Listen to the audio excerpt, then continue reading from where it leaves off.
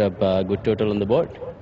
We welcome you back. The one-day series in England didn't go as you would have hoped. Do you feel relaxed about starting a new series and a very important one for Pakistan?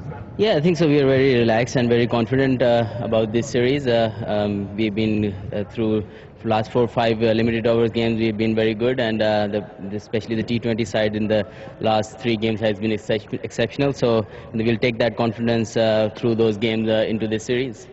Your coach, Mickey Arthur, talked about playing high-octane, brave cricket, certainly with the bat. Are the guys ready for almost a new dispensation of Pakistan batting? Yeah, we have to be ready for it because the game has gone, forward, and we, as a unit, we are looking to work on it, and gradually we are improving, and inshallah, you will see differences in near future. Take your mind back to that last one-day game in England where you guys won. Have you got any changes to that squad for today? We just have one change. Wahab Riaz comes in for Umar Gul.